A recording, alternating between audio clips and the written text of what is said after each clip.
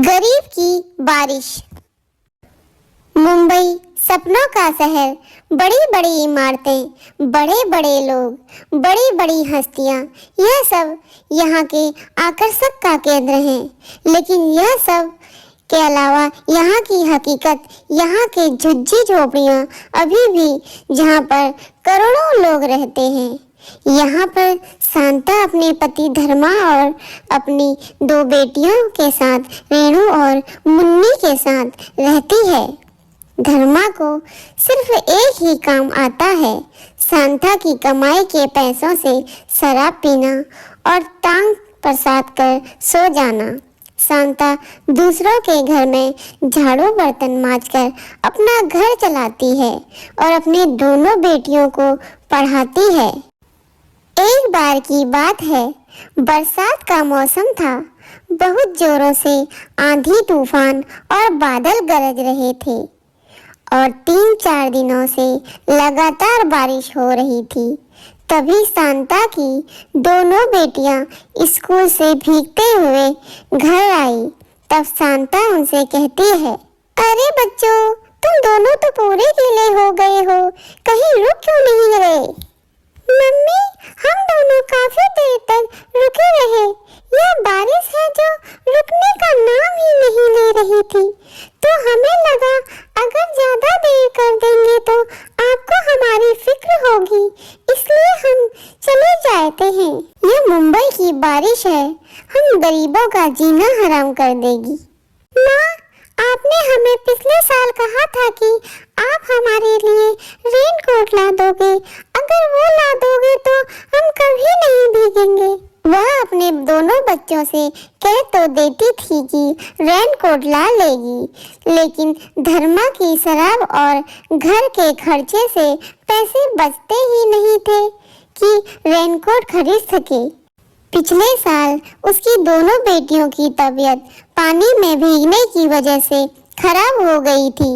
वह सोच रही थी कि उन दोनों को कहीं से सेकेंड हैंड रेनकोट खरीद के ला कर दे देगी।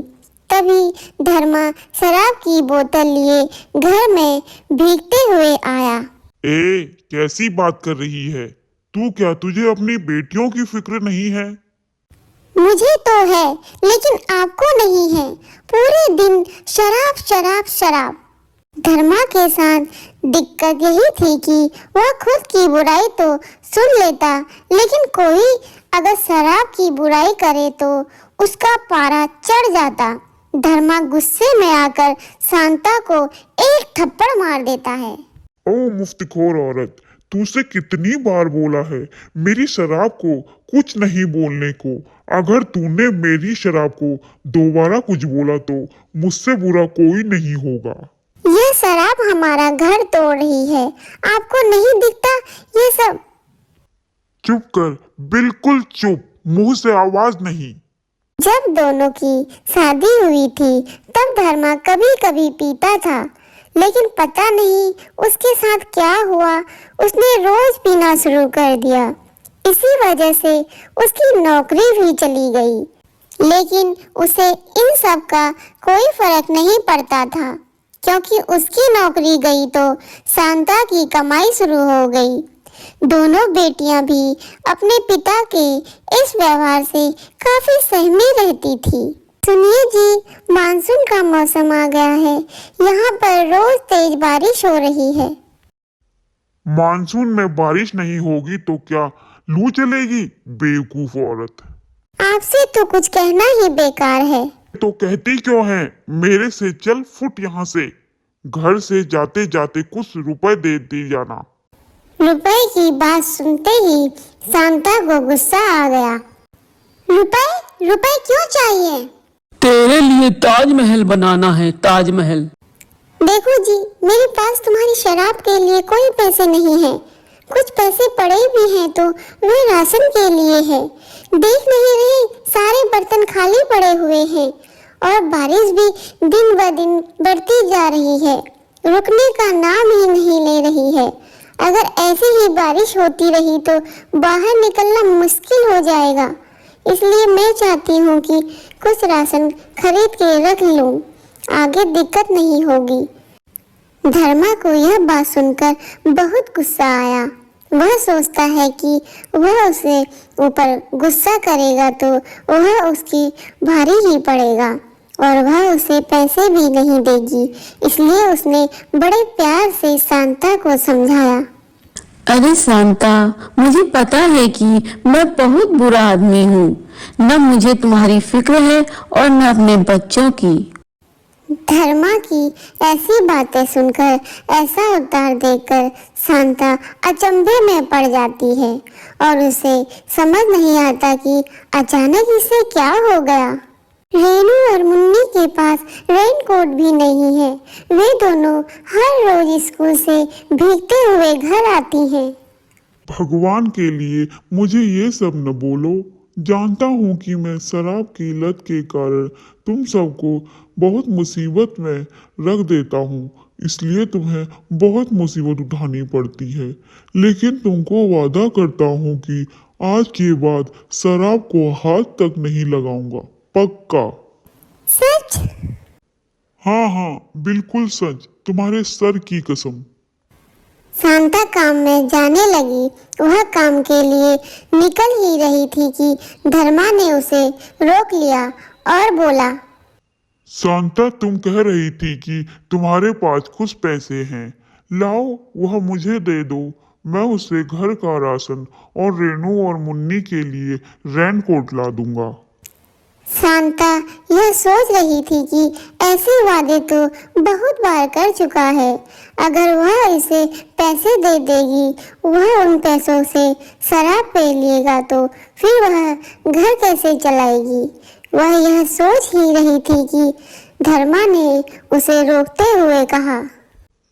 क्या हुआ शांता, मुझे पैसे देने से तुम्हें डर लग रहा है ना? यही तो दिक्कत है। तुम मुझे सुधारना ही चाहती हो, लेकिन मुझ पर विश्वास भी नहीं करती। छोड़ो, रहने दो। अगर तुम मुझ पर विश्वास ही नहीं करती हो तो। शांता फिर से धर्मा की बातों में आ गई और उसे घर के बचे हुए पैसे दे दिए और काम पर चली गई। बड़ी आई घर के राशन भरेगी। हा हा हा हा। घर पर भूखा तो रहा जा सकता है, लेकिन शराब के बिना बिल्कुल नहीं रहा जा सकता। हा हा हा हा। उस दिन भी बहुत जोर से बारिश हो रही थी। घर पर जो भी बचा हुआ राशन था वह उसने बना लिया था और धर्मा के आने का इंतजार कर रही थी। रात के 9:30 बजे धर्मा लड़खड़ाते हुए घर पहुंचा। हाथ में शराब की बोतल और पूरा गले तक टुन था। उसकी हालत देखकर शांता समझ गई थी कि यह आज फिर से पी कर आया है। उससे बहुत गुस्सा आया और उसने धर्मा से पूछा, घर का राशन कहाँ है और दोनों बच्चों की रेनकोट? चुप कर, सामने से हट। बड़ी आई हिसाब किताब लेने वाली, मुझे जाने दे।